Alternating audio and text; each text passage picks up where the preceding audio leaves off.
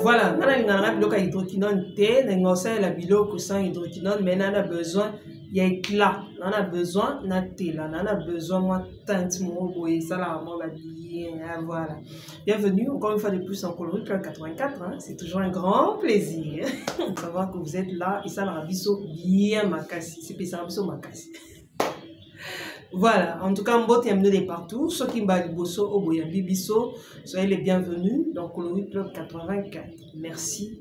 Nabino Bayebosa biso déjà, en tout cas, un grand merci. Alors, on a besoin, il y a moins tante. Maintenant, c'est la produit, il y a hydroquinone. Le lot na lotion eau. Il y a allemande. C'est en anglais. Allemande. Voilà. Lotion eau bien en ezani lotion eau et salami bongo na base yaba fruits. Aujourd'hui il y a des produits éclaircissants qu'on utilise sur base yaba fruits. Ou bien des produits éclaircissants qu'on utilise qui sont à base de fruits. Et un des moments la lotion eau moni lelo allemande. Alors na almondo ezana ba fruits et belé au basaleli yango. En tout cas, hydroquinone ezateza free. Ba comment on parle free hydroquinone free. Donc sans hydroquinone. Sans il y a 100 hydroquinone. Hydroquinone ezati. Il y a nzoto eza yelongeza mais on a l'exemple ezami pona nzoto. Vous avez besoin ou ba que c'est juste moi teinte. Biso ba etolinga ba teinte. Biso ba tolinga na biso te koyinda. So posa pembe déjà au conseil là. So posa pembe vraiment ya pembe au conseil là. Pas pembe naturel non, ba pembe o ya produit te. Pembe naturel. So posa noir au conseil là. Et ko gâter au pote et ko changer au pote. Mais comme ce sont des produits à base de fruits, na mo iboé au conseil là non au kana nzoto so ko pakola kana nzoto sans problème. Mais au visage non. Ce qu'on commence à le visage uniquement le soir, mais il faut que ça ingrédients pour permettre que comme lotion pe ya visage. Pour esa lotion il y a corps. Sauf ce qu'on kutani na il y a visage nango aux yeux somi. Mais so ya visage ezate o esa ya corps, okoki ko bakisa ba ingrédients mo na yango pour esa que et permettre que o pakolaka ti na iloki. Alors parmi les ingrédients, parmi les fruits basaleli tozana ananas, tozana avocat, tozana papaye, tozana citron, tozana mangue.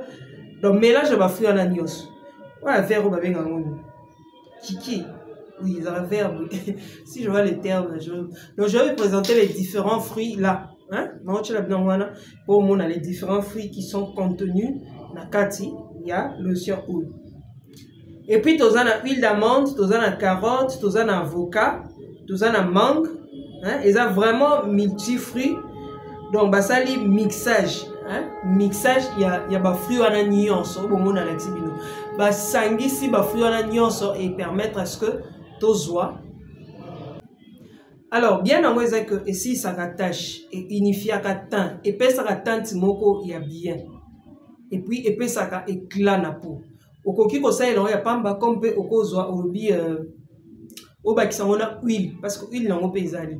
Aujourd'hui au bio bas qui on a huile n'en alors aujourd'hui sali au pakula dans les autres. Comme il y a les ingrédients éclaircissants, ces fruits là ne badinent pas. Donc bah aya ezakapé bien pour utiliser na peau quoi. Certes c'est pas dangereux mais il y a des ingrédients, il y a ba aya mususu na pesa bien déjà bani nebele. Bani musu ezana na ocha lien. Il y a ba aya mususu et senga te ezala ozala exposer na moi. Par exemple citron, il y a les citrons dedans. Donc tu peux pas t'afficher avec sous les soleils. Au mon avis que au copa ko la mote na elongi à cause la moi et à cause il y a au pas qu'on a elongité pour éco kobe bisayo par rapport il y a moi. Mais le soir, c'est bon. Comme aussi, batumsu bazanga ba préfère ko pakola mafuta na nzoto na eba obima. Bon. Mon homme ta ko garnet ngai na ko ngo pa mofte éclaircissante pour na tambo na nzoto on ko gati. Appliquer le soir, oui. Donc, yo beso ko karaté au non ben aux yeux au pakoli mais na nzoto kaka pour bon peut-être au sala na bureau à clim. wana oyoka chaleur ante men muta sala na biro clim te pardon okokata wana mikakata OK ozwi osali bongo pakoli non na nzoto boye il n'y a pas de problème pendant la journée mais le soir so ngo pakola tina elongi il faut osala lango mélange donc oluki sérum nango poza na sérum nango ezape na huile nango savon nango pesa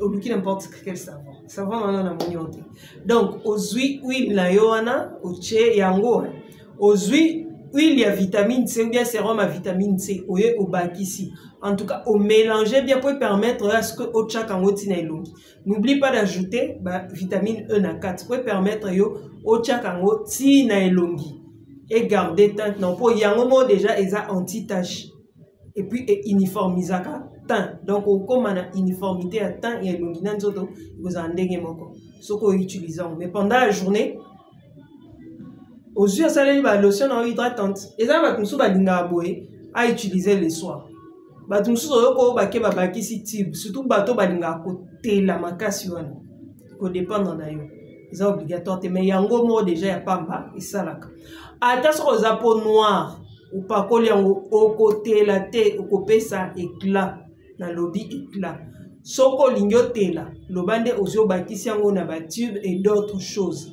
wanande okozwa oteli makasi mais si vous avez besoin quand il y a éclat okosala lango ya pamba il n'y a pas de problème okoko luka savon moko eza éclaircissant ou bien gel éclaircissant et qu'on dépendre na yo OK voilà en tout cas pour la lelo nyonso na yango yangwana c'est ça qui va t'aider à ce que ozwa opakolango na elongi OK voilà.